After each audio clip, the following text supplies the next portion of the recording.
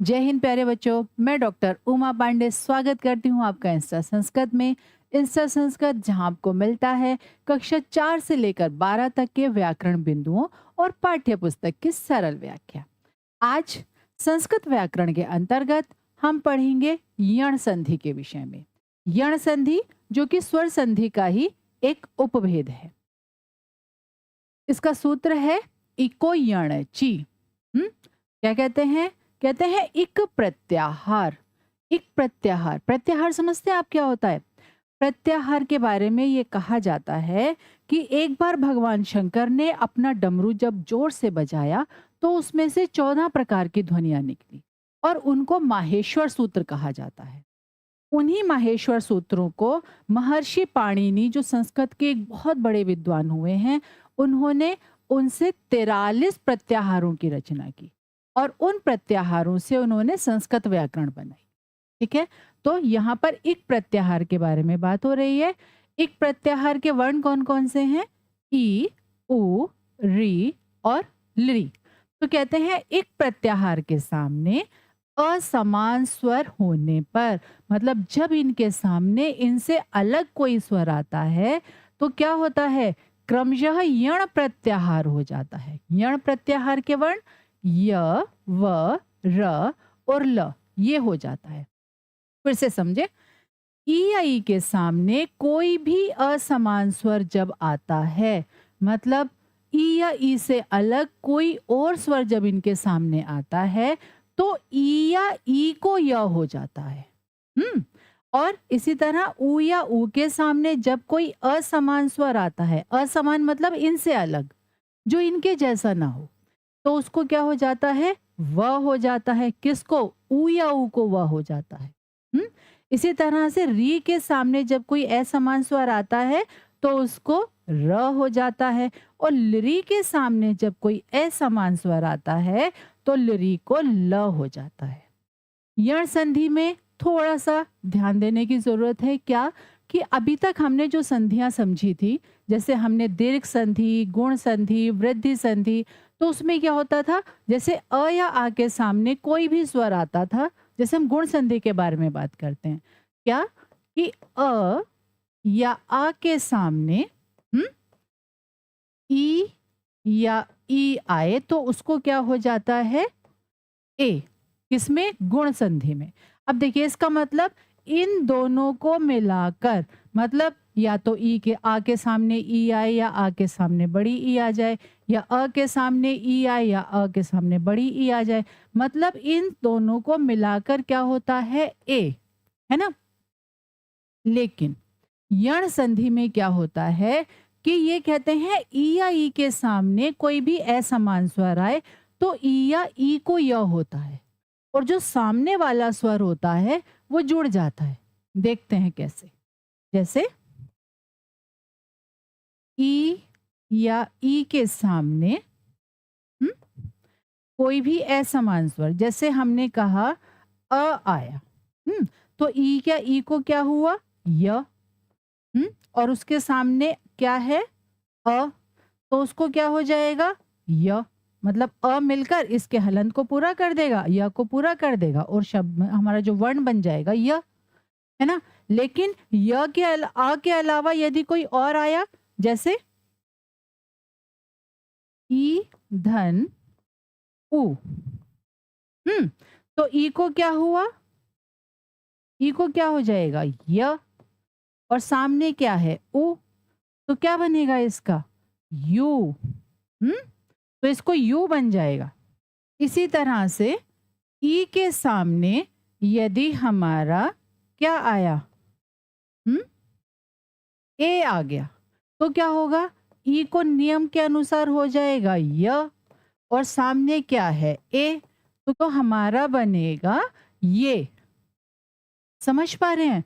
मतलब जो परिवर्तन होगा वो हमारे इन वर्णों में होगा। नियम के अनुसार इन वर्णों को, ये इनमें परिवर्तन हो जाएगा। ई को य में, उ को व में, री को रा में और लरी को ला में, और जो भी सामने स्वर होगा वो उसमें जुड़ जाएगा। ठीक है, थोड़ा सा और उदाहरण को देखते हैं और अच्छे से स्पष्ट होगा। देखिए, अति धन अधिकः। अब देखिए इसको देखते हैं। अति धन अधिकः। अब अति, अगर हम त का वर्ण विच्छेद करें तो क्या होगा? त धन ई, है ना? और सामने क्या है वर्ण हमारे? अ। ठीक। अब देखिए नियम हमारा क्या कहता है कि ई के सामने कोई भी असमान स्वर आने पर ई को क्या हो जाता है? य। ठीक है। अब क्या हुआ? य हुआ और यहाँ पर हमारा क्या बचा? ता का तो हमारा जो स्वर था वो हट गया, तो ता हमारा कैसा रह गया? आधा, है ना? तो यहाँ हमारा क्या बचा? अत, सामने है य और सामने क्या शब्द है हमारा? पूरे शब्द को ले लेते हैं। अधिकः। ठीक है। अब देखिए य को हमारा स्वर मिला अ, तो य क्या हुआ? हमारा बन गया पूरा, लेकिन यहाँ पर त रह गया हमारा आधा, है ना? तो शब्द हमारा क्या बनेगा? क्या बनेगा इसको मिलाकर? इसको मिलाकर बनेगा अत्यधिकः। ठीक है, समझ आया? हम्म, पक्का? आइए फिर से देखते हैं अगला उदाहरण, एक और देख लेते हैं ताकि और अच्छे से समझ आ जाएगा। इति धन आदि, तो क्या बना? इत्यादि। कैसे बना? अब ये देखते हैं। इति धन आदि। त का किया हमने वर्ण विच्छेद, त धन ई और सामने क्या है? आ, है ना? अब देखिए ई को नियम के अनुसार क्या हो गया हमारा? य। ठीक। यहाँ हमारा क्या शब्द बचा है बाकी? इत। और आगे क्या है? पूरा शब्द ले लेते हैं, आदि। अब इस पूरे को जोड़ देते हैं तो क्या बनेगा? हम्म, इत्यादि। ठीक है, आगे देखें। इसी तरह से देवी धन अर्पण। अब देखिए देवी, व के ई को क्या हुआ? य, है ना? अब व रह गया आधा और सामने अ मिलकर क्या हो गया? या को मिला अ और या हो गया पूरा, तो शब्द क्या बना? देव्यर्पण। ठीक है। इसी तरह से देवी धन आघातः। क्या हुआ? व के ई को हुआ य, सामने मिला उसको आ, तो क्या बना हमारा इसका? या, है ना? तो शब्द क्या बना हमारा? देव्याघातः। ठीक। इसी तरह अति धन उत्तमः। देखिए अति, तो त के ई को हुआ हमारा क्या? य। और यहाँ पर क्या हुआ? सामने इसको मिला उ, तो क्या बना? यू। और शब्द क्या बना हमारा? अत्युत्तमः। त रह गया आधा क्योंकि इसकी मात्रा को क्या हो गया था? य। ठीक। इसी तरह से विधन ऊह, तो व के ई को हुआ य, है ना? य और सामने क्या है? बड़ा ऊ, तो इसको क्या हो गया? यू। और क्या बना शब्द? व्यूह। ठीक है, आगे देख ले। प्रतिधन एकः, तो प्रतिधन एकः इसी तरह से बनेगा। कैसे? प्रति, तो प्रति के त के ई को क्या हुआ हमारा? य। हम्म और सामने क्या है? ए, तो क्या होगा इसको? ये। और शब्द क्या बनेगा? प्रत्येकः। इसी तरह से क्या होगा? सखी धन ऐक्यः, तो सखी धन ऐक्यः क्या हुआ? सखी के ई को हुआ य, सामने है आई, तो उसको क्या बन गया? सख्यैक्यः। ठीक है, समझ आया? आगे देखते हैं। ऊ के सामने भिन्न स्वर आने पर ऊ को क्या हो जाता है? व, है ना? जैसे अनुधन अयः। ठीक है, तो अब देखिए क्या बना, इसको विस्तार देखते हैं इसका। हाँ, अनुधन अयः, तो नियम के अनुसार क्या है? अगर हम न का वर्ण विच्छेद करेंगे तो न धन उ, और सामने क्या आया है उसके अ। अब ऊ को क्या होगा यण संधि के नियम के अनुसार व। अब यहाँ पर क्या बचा हमारा अन, और ये हुआ व, और सामने क्या है हमारे अयह। ठीक है, अब वह कैसे पूरा हो जाएगा, जब इसको सामने स्वर मिल जाएगा। तो वह तो हो गया हमारा पूरा, और यहाँ पर क्या है अन धन व और धन यह, क्या बनेगा इसको अन्वयः। ठीक है, ध्यान रखिएगा। आगे और उदाहरण देखते हैं इसी तरह से। सुधन आगतः, तो स के ऊ को क्या हुआ व, है ना, और सामने क्या है आ, तो क्या बन गया इसका वा, और शब्द बना स्वागतः। इसी तरह वधूधन आगमनम, तो वधु के ऊ को क्या हुआ व, और सामने क्या है आ, तो क्या बनेगा इसका वा हो गया, और शब्द क्या बना वध्वागमनम।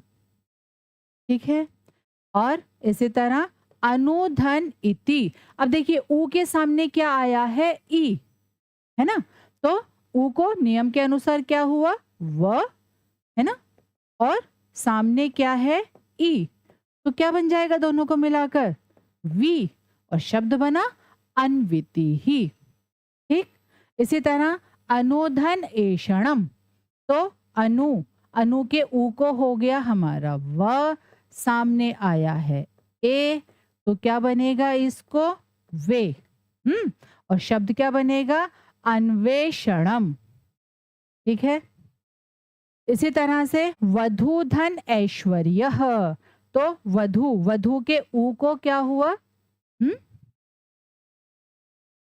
इसी तरह से वधु के ऊ को क्या हुआ व, सामने क्या आया आई, तो क्या बन गया वही, और शब्द क्या बना वध्वैश्वर्य। ठीक है, लघुधन ओष्ठः, तो क्या बनेगा लघु के ऊ को हो जाएगा हमारा व, और ओष्ठः व के साथ मिलेगा ओ, तो क्या बन जाएगा वो बन गया, है ना, और क्या हुआ घ आधा रह गया, तो क्या बना लघोष्ठः। ठीक, आगे और देख लेते हैं थोड़े से उदाहरण, ताकि और अच्छे से समझ में आ जाए। पितृधन अनुमति ही, तो इसका विस्तार पितृधन अनुमति ही। ठीक है, अब इस त्रि का किया हमने वर्ण विच्छेद, त धन री। ठीक है, अब नियम कहता है कि री के सामने कोई भी भिन्न स्वर आए तो उसको र हो जाता है। ठीक है, अब यहाँ पर क्या है त, सामने आ गया र, और इसके सामने क्या है भिन्न स्वर अ। अब इन तीनों को यदि हम मिलाएं तो क्या बनेगा त्र, है ना, तो क्या शब्द बनेगा फिर हमारा पितृनुमति ही। ठीक है, पितृनुमति ही। ठीक, समझ आया कैसे, एक बार फिर से समझते हैं। देखिए पितृधन अनुमति ही, तो हमने त्रि का किया वर्ण विच्छेद त धन री, अब नियम के अनुसार री को हो गया र। अब यहाँ पर त और र और अ, इन तीनों को मिलाकर क्या बना त्र। ठीक है, और इसी प्रकार शब्द बना पितृनुमति ही। ठीक, आगे देख लेते हैं इसी तरह से क्या है पितृधन आज्ञा, तो अब त्रि के री को क्या हुआ र, और सामने क्या है आ, है ना। अब देखिए र के सामने आ, तो अब जित ता में जब र जुड़ेगा तो बन जाएगा त्र, और सामने है आ, तो क्या बन जाएगा त्र, तो क्या बनेगा त्र, तो शब्द क्या बना पित्राज्ञा। ठीक है, इसी तरह से पितृधन इच्छा, त्रि का हमने वर्ण विच्छेद किया तो त धन क्या बना री, और री को नियम के अनुसार हो गया हमारा र। और अगर इन दोनों को हमने मिलाया तो क्या बना? क्या बना? त्र। सामने है ई तो क्या बना? त्रि। और शब्द बना पितृच्छा। ठीक। इसी तरह मातृधन उपदेशः। बिल्कुल इसी की तरह से त धन री, है ना, और नियम के अनुसार री को हो गया र, त धन र धन क्या है सामने? उ, तो क्या बनेगा? त्रु, है ना, ये। और शब्द क्या बन जाएगा पूरा? मातृोपदेशः। ठीक है। इसी तरह से क्या है? लिरी के सामने अ या आ आने पर, मतलब कोई भी भिन्न स्वर आने पर उसको क्या हो जाता है? ल। जैसे लिरी धन आकृति, लिरी को क्या हो जाता है? ल। सामने क्या है? आ, तो क्या बना? ला, है ना, और शब्द क्या बना? लाकृति। ठीक है, पक्का समझ आ गई? ओके, चलिए एक बार फिर से इसकी पुनरावृत्ति कर लेते हैं। क्या? यण संधि का नियम है कि ई या ई के सामने कोई भी भिन्न स्वर आए तो ई या ई को य, उ या उ के सामने कोई भी भिन्न स्वर आए तो उ या उ को व, और री के सामने कोई भी भिन्न स्वर आए तो उसको र, और री के सामने कोई भी भिन्न स्वर आए तो उसको ल हो जाता है। ठीक है, ध्यान से सुनिएगा, इसको ध्यान से समझिएगा। बहुत महत्वपूर्ण संधि है, थोड़ी सी बाकी से अलग है, इसलिए थोड़ा ज्यादा ध्यान देना पड़ेगा। ठीक है, और कोई भी परेशानी हो, कुछ भी समझ में ना आए, कोई भी आपको उदाहरण समझ में ना आए, नियम में कोई परेशानी हो, मुझे कमेंट बॉक्स में जरूर लिखिएगा, आपके प्रश्न का उत्तर जरूर दिया जाएगा। इसी तरह की सरल वीडियो के लिए जुड़े रहिए इंस्टा संस्कृत से। जय हिंद।